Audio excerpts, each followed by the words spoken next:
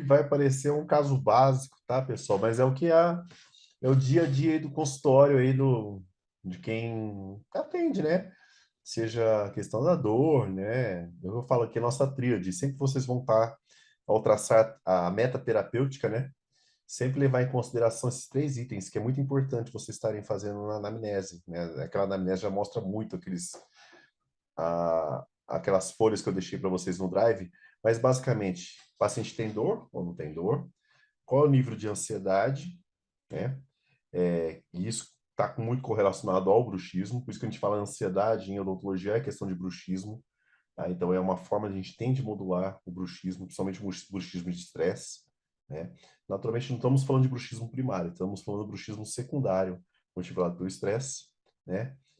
E a qualidade de sono desse paciente, né? Então, dor, ansiedade e qualidade de sono, tá? Então, são os três itens que a gente sempre vai perguntar para o nosso paciente, né? Que a gente está sendo atendido. Naturalmente, a gente vai ter os alvos terapêuticos, né? Voltados para a clínica mesmo. Controle da inflamação, periodontal, né? O próprio paciente quer realizar a questão de pós-operatório, né?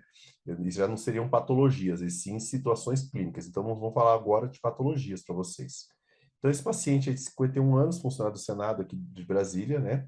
Ele é um cara até tem uma vida bem regrada, assim, alimentação boa, né? Esportista, né? Eu sempre pergunto porque a gente, quando vai tratar, principalmente paciente com dor, com ansiedade, a gente tem que ver quais são os hábitos desse paciente, se tem um hábito saudável. Que às vezes, se você não mudar os hábitos desse paciente, você não vai conseguir um resultado muito bom, né? Então, assim, ver como é que é o sono desse paciente, a alimentação que ele faz, se realmente se alimenta bem durante o dia, né? Que aquele cara, às vezes, toma um café da manhã, almoça e só vai jantar, ou seja, ele vai ter vários processos inflamatórios no seu organismo, né? Comida inflamatória, né? Então acaba trazendo uma certa desbiose, né? Uma interferência na resposta imunológica dele. Então, pensar inicialmente estilo de vida do paciente, tá? Se realmente se encaixa naquilo. É um paciente que tem um bruxismo em vigília, tá? Perda de dimensão vertical, que ele é bem forte, assim, eu vejo que ele é um paciente que trava muito, questão de estar travando, levou essa fadiga, essa dor muscular de face. Eu nem considero ele com um paciente com DTM, porque você vê que é bem pontual, né? Então, ele fala que quando voltou aí o trabalho presencial, o nível de ansiedade dele, ele não tinha, ele começou a sentir que está mais ansioso, uma ansiedade leve, e começou a ter um sono não reparador, mesmo malhando. E caiu no tal do PATS, né, pessoal? Vocês vão ouvir falar muito desse termo intertarato sobre DEM. É... Pacientes extremamente viciados, aditivos nesse tipo de medicação, né? Então, ele chegou com essa situação clínica para mim, né? Nível de dor, como eu falei, não é uma DTM clássica, mas ele tinha essa dor que ele relatava, né?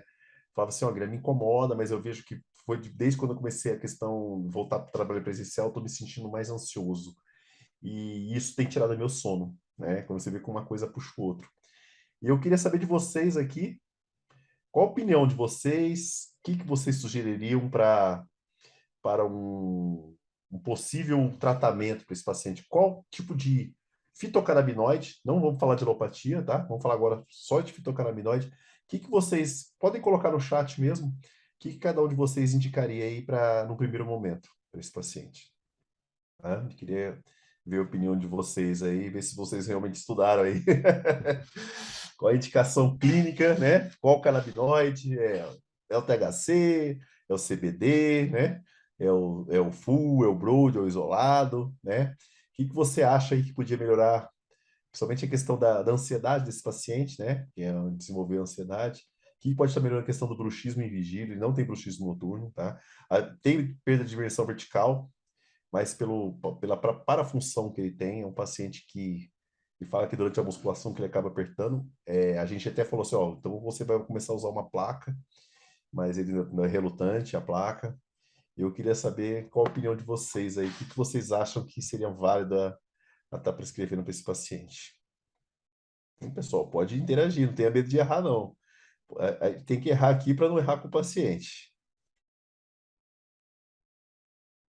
É interessante vocês falarem aí qual a opinião, o que vocês estariam prescrevendo. O Fábio entrou aí, boa noite, Fábio. Boa noite a todos aí que eu não tinha falado ainda. Aí, o Fábio já falou certinho. Ó. A gente sempre, pessoal, como carro-chefe, tá?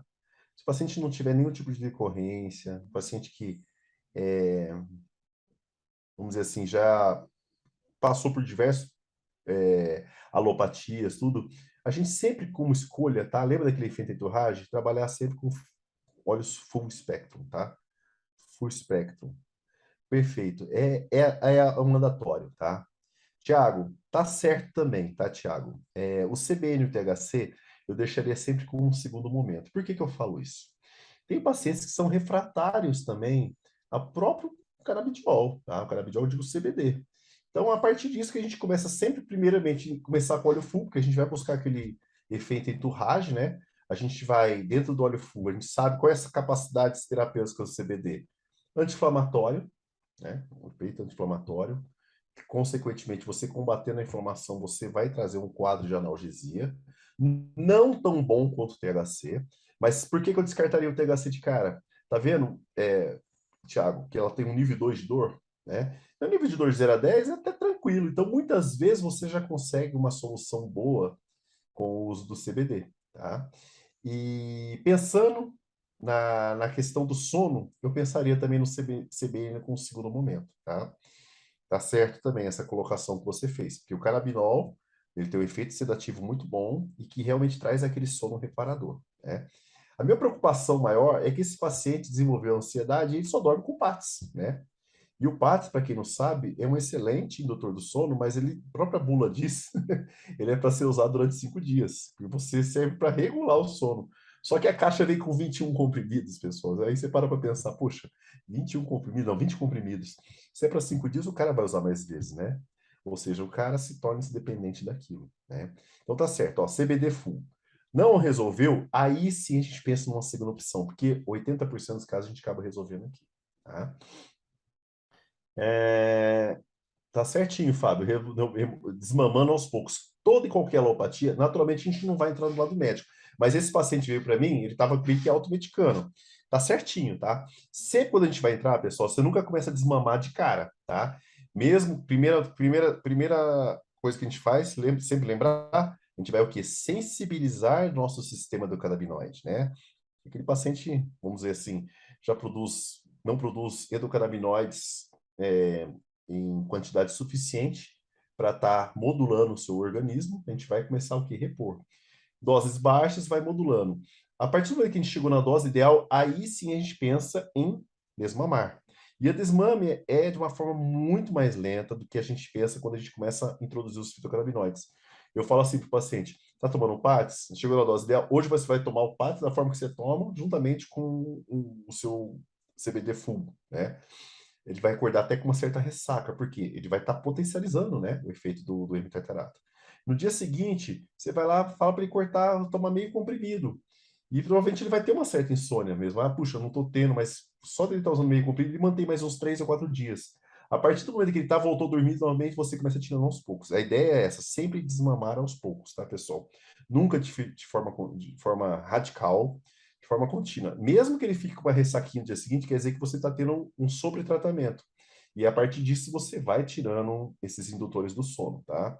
Eu diria que o Pax ele é mais viciante que o próprio Rivotril, tá, pessoal? Então, eu falo que tem que ir tirando aos poucos para o paciente não dar aquela abstinência, né? E no outro a gente vai usar o efeito placebo, que você usando meio comprimido de germante tartarato, ele vai estar, pô, eu tô tomando um comprimido aqui, eu vou induzir meu sono, tá?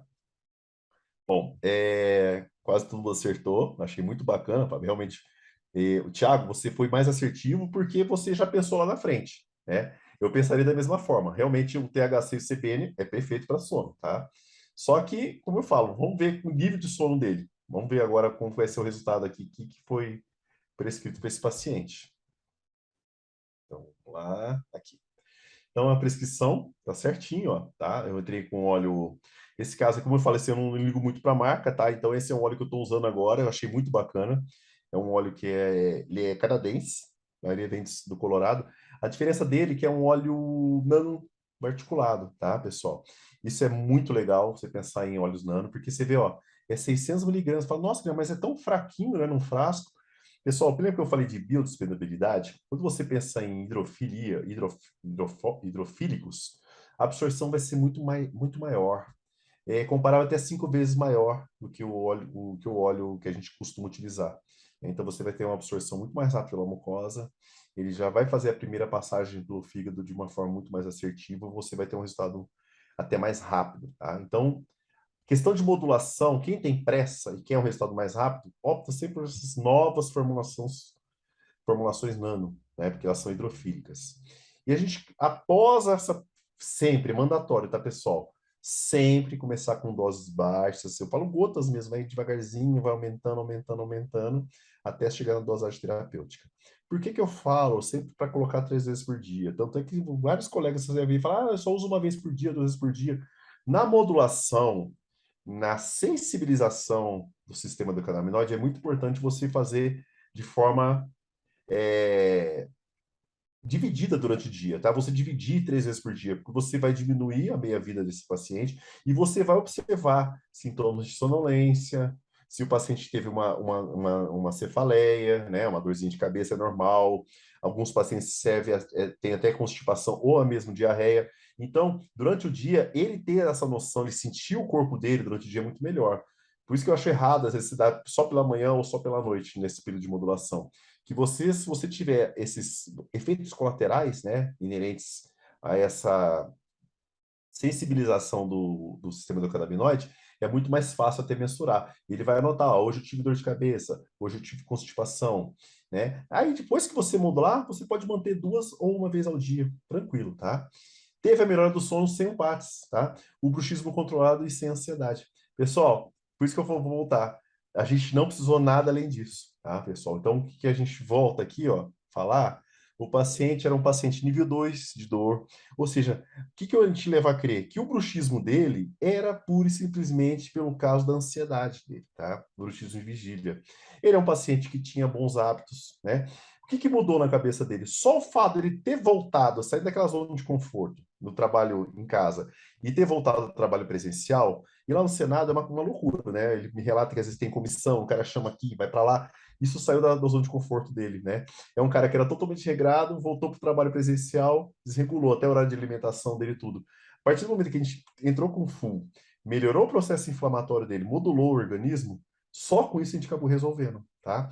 Então, a gente não precisou de sobretratamento, tá, pessoal? Então, você vê como é interessante, né? A gente pensa além, mas é muito importante, tá, Tiago, como você pensou. Você pensou além, né? Se esse paciente não tivesse um bom resultado, naturalmente eu já ia pensar em entrar com ele com um CBN, tá? Para modular o sono. Por que não o THC? Porque o nível de dor dele era nível 2, nível muito baixo. Até porque o full spectrum, né, já tem uma quantidade baixa de THC que, de certa forma, né, vai estar potencializando esse efeito terapêutico que a gente estava buscando, tá? Ficou claro, pessoal, essa visão? Tá? A gente sempre pensa no mais, mas é que aí, a gente não precisou de sobretratamento, tá?